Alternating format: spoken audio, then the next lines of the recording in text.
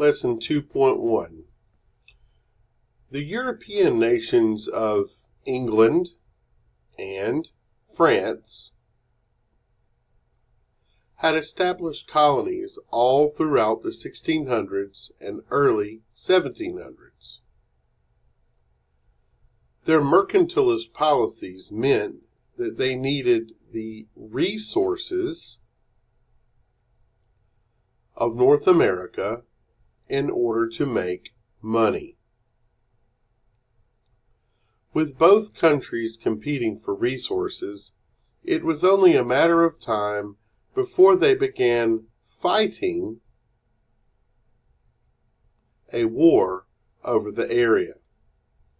The French had long had a good relationship with the Native Americans.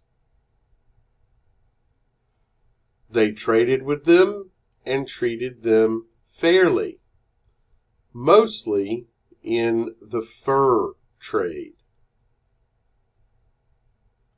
Remember this phrase: the French were friendly with the Indians for fur. That helps you remember why the French and Indians were on the same side during the French and Indian War. The French were friendly with the Indians for fur. Therefore, when the war broke out between England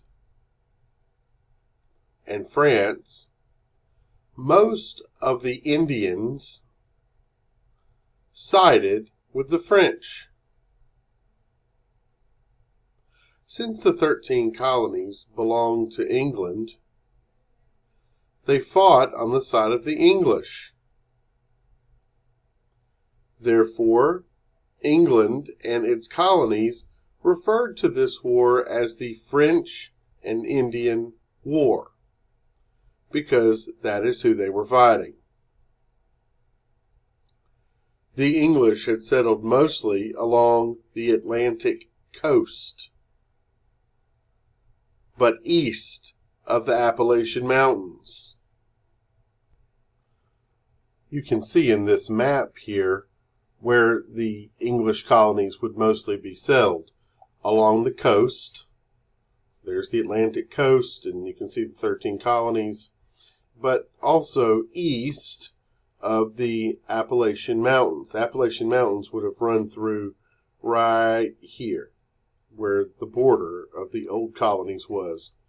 And remember, for your compass rose, remember obviously that's the north, up, down is south, and then it spells we.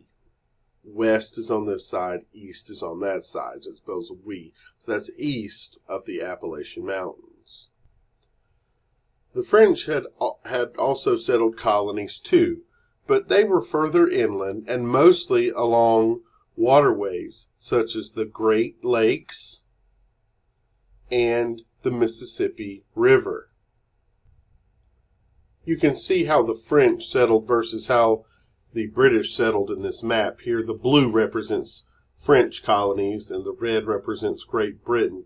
As we just talked about, you can see where the English were along the coast, but east of the Appalachian Mountains, which would have run right through here, where those two come together. To the west, that's where you would have seen the French. Remember, the French came in, if you remember back to world history, and they settled along this area and called it Quebec. Samuel de Champlain came in, but then they settled along these Great Lakes and then also along the Mississippi River and eventually founding New Orleans down here in the south. So they stayed inland and around the waterways like the Great Lakes and the Mississippi River. They set up the colony of Quebec, Q-U-E-B-E-C, Quebec, in Canada, and the city of New Orleans, O-R-L-E-A-N-S, in what is now Louisiana, where the Mississippi runs into the Gulf of Mexico. This became a very important port. The area between where the French settled and the English settled was a very fertile and valuable area called the Ohio River Valley. The Ohio River Valley. Looking back at our map here, you can see where the Mississippi River, that's this jagged line right here. The Mississippi River runs into the Gulf of Mexico down here, and that's where New Orleans was. That's why it was an important port. Very important river here going into a big body of water that connects to the Atlantic Ocean, the Gulf of Mexico. That's where New Orleans was.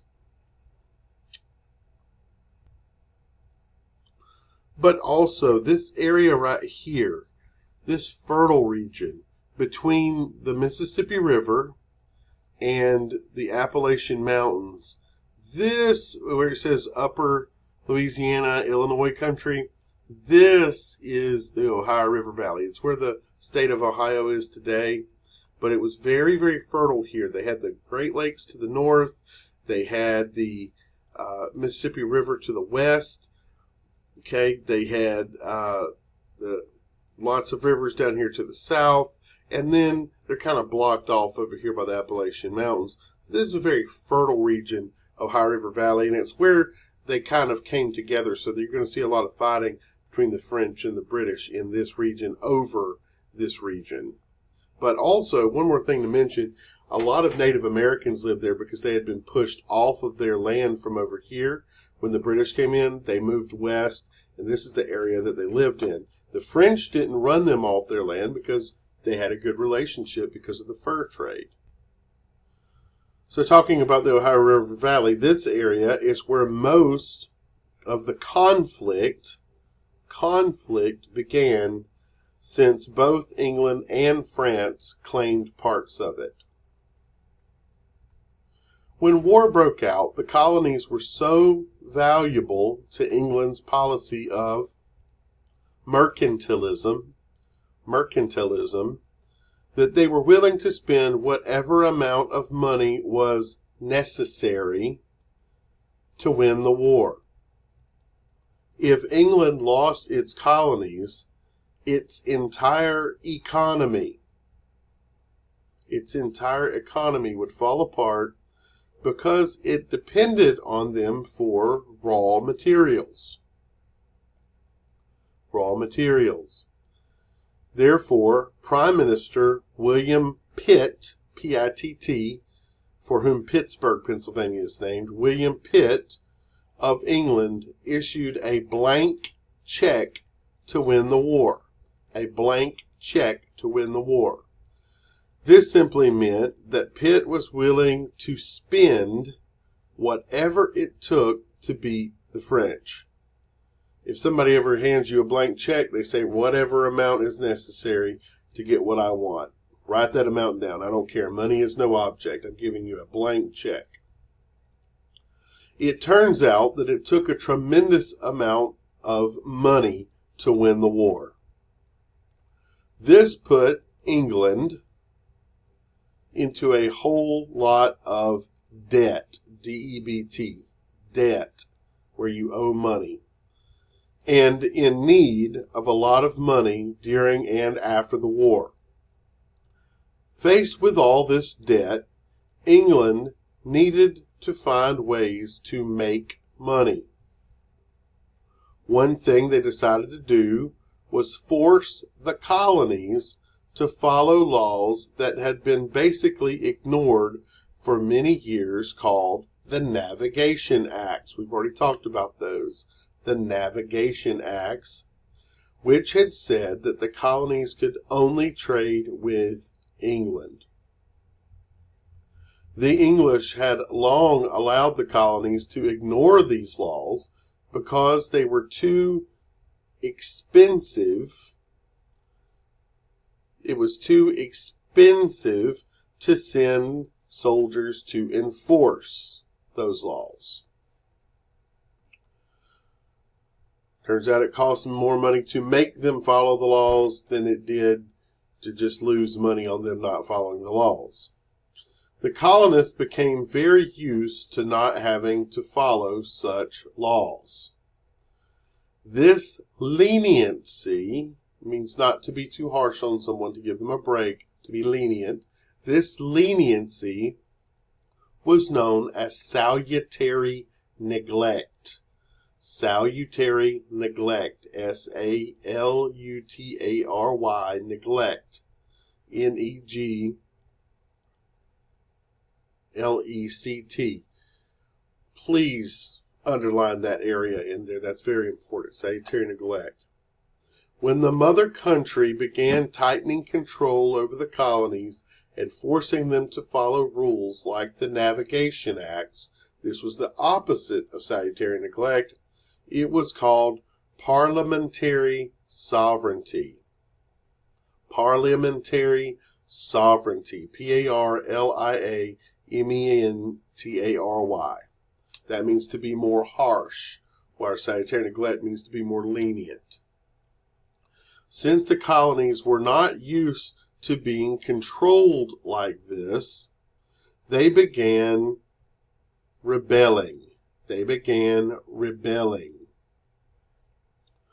colonies had a long tradition of self-governance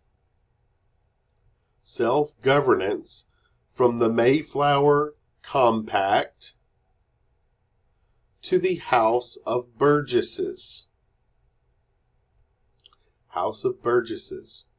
This made England's newer and stricter policies something that the colonies or the colonists did not want to put up with. Wars end with an agreement called a treaty. T-R-E-A-T-Y.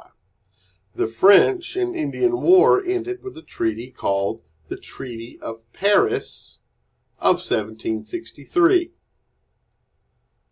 It was called that because it was signed in the capital of France, which is Paris.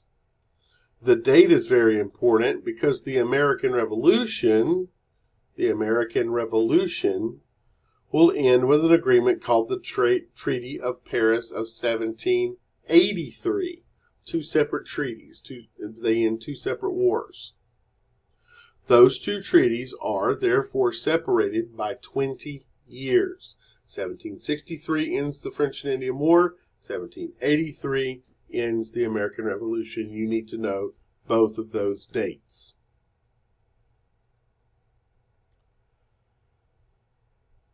Those two treaties are separated by 20 years. With the end of the war and the English winning, that meant the French had to leave America. That left England in control of all territory that used to belong to the French, as well as all of the Ohio River Valley.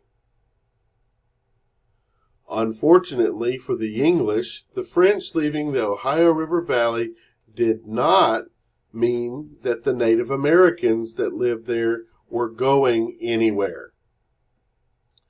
As English settlers, who were mostly poor people who had been indentured servants and could not afford land in safer areas, began moving into the Ohio River Valley, Native Americans who were tired of having their land taken began attacking and killing those settlers. To get control of the situation, the British told their colonists not to move west of the Appalachian Mountains into the Ohio River Valley.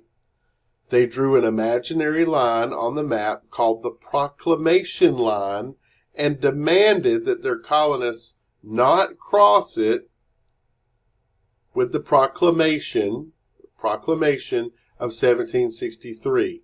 That was the same year of the Treaty of Paris of 1763. So if we look at the map, we can see this proclamation line. It goes right along. That squiggly line there is the Appalachian Mountains. It said, do not move west of that line. That's the proclamation line of 1763. So this line, this proclamation line, was meant to prevent to prevent or stop the colonists from getting attacked by the Indians. Remember, the Indians lived in the Ohio River Valley. But the colonists did not see it that way. The way they saw it, they had helped the English fight the French and felt like they should be allowed to move to the Ohio River Valley if they wanted to. They didn't like being told no and felt it was wrong for the English to keep them from moving there, even though it was really for their protection. This was one of the first big issues the colonists had with the mother country, England. The proclamation line, plus the excessively high taxes that the English raised on the colonists to pay for the French and Indian War, are issues that will eventually lead to war between England and her colonies. The other issue is the movement from salutary neglect, the very lenient policy, to parliamentary sovereignty, the more strict policy by the English. Tension between the two countries is beginning to boil.